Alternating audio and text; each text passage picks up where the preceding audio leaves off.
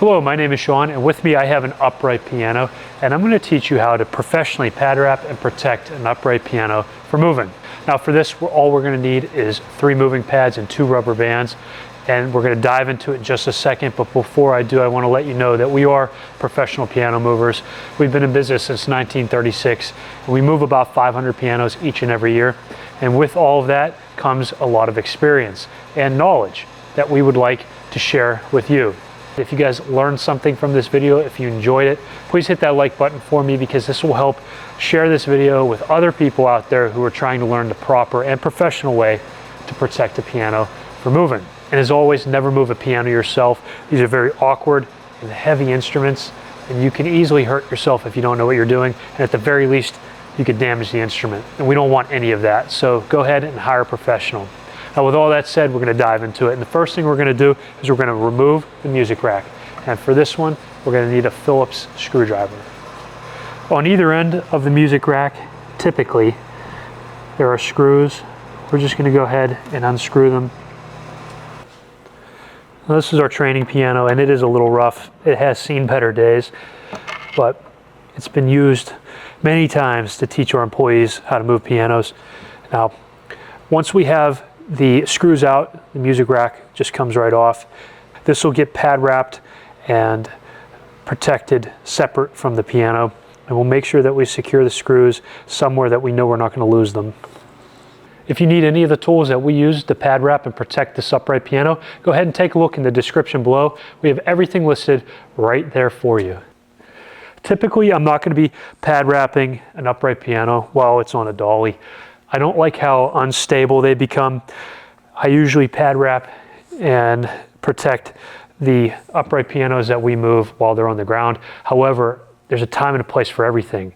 I can't say that I always do this or I always do that, because the situation will dictate what we have to do.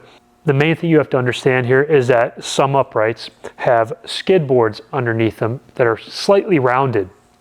This you see a lot with the older ones. There's several makes that have them as well, but the main thing is once you're placed on the dolly, that piano becomes unstable, and if you start to pad it, it can end up flipping and getting knocked off the dolly, and we don't want that to happen at all. So you want to make sure that you have a stable platform to work, and typically that's when it's on the ground. Once it's padded, my partner and I will then lift it onto the dolly, or we'll lift it up in the air, and our third helper will place the dolly underneath the piano for us. That's typically how we work, as you guys can see in some of our videos. And if you're interested in that, you go ahead and click or tap the screen right now. That's a playlist of all our piano moving videos, so you can see what we're talking about here. But we're going to take that first moving pad, and we're going to treat this kind of like a dresser. And we're just going to work as we read, left to right. And we're going to take the pad all the way down to the legs, not past them, but to them. And we're going to drape it over the top. And moving pads are rectangular, they're not square. So we're going to make sure that we have it the long way as we fold it out. And we're going to come over to the side here, and we're going to pinch this corner, and we're going to bring it up and over. We'll adjust as we need to make sure we have maximum coverage.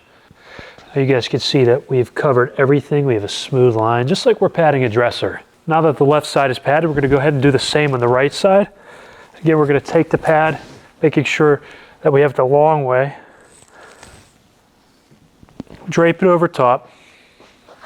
I might have to slide down a little bit. Now that we've draped the pad, we're going to go onto the side. We're going to take this excess, we're going to pull it straight, making sure that we have maximum coverage. We're going to wrap it all the way around. Bring that pad across the top. And then we'll go ahead and get our third and last pad. Now the third and last pad is used pretty much to hold these two in place. This one I like to take, and instead of going long ways, I go the short way, because for the most part it'll cover the entire front of the piano, and then we just drape it over top. Now you'll have some excess, but the bands will handle that. We can bring it down to meet the other two so that we're totally flush. Now you're getting extra protection on the front because you have 3 pads So you have 3 layers of protection against any damage that can occur on the front. Now that I have the upright piano padded, it's time to add the rubber bands to ensure that the pads stay on while we move. We're just going to be using 2 of them, and to start, we'll take it down towards the keys here, and then around the back, and then I'll work my way to the opposite side, where we do the exact same thing.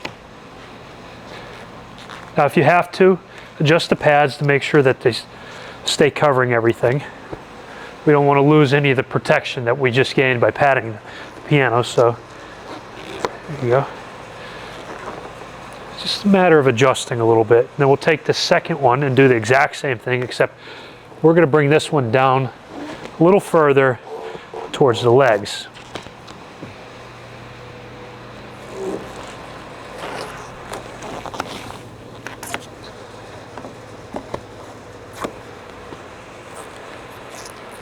And adjust as you guys need to.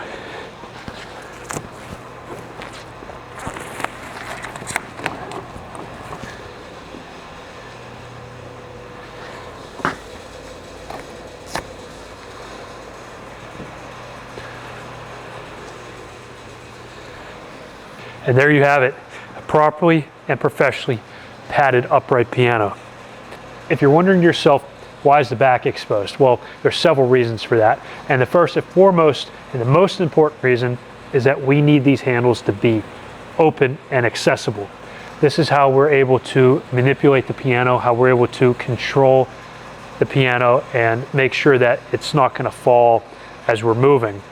If we don't have a good grip on that, well, you run the risk of something bad happening. So on the other side, you guys can see the keys were padded. They have to be padded, and we have less of a grip on the front, so we still need to be able to have a good grip on the back. We're able to grip underneath the keys as always, however, it's just a little bit more difficult.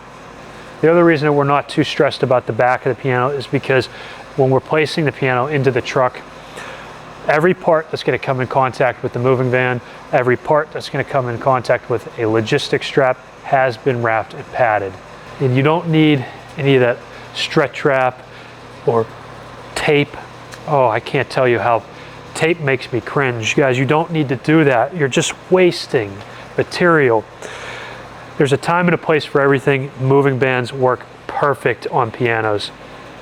Like I said, we move 500 pianos each and every year. Sometimes we'll use stretch wrap, but it's only when absolutely necessary, and typically that's when we have the most ridiculous of piano moves. When it has to go up spiral staircases, when it has to go through a window, when it has to go up to a roof, or somewhere that is so hard to get to that we do have to wrap these pads on here, because we're going to be doing a lot more than your basic piano moving. Well, I hope this video helped you guys out, and if it did, please hit that like button for me, because it will help share this video with other people who are interested in piano moving. It will cut through all that noise and get the proper technique out there. And while you're at it, subscribe to the channel for more videos about piano moving, and I'll catch you guys in the next one.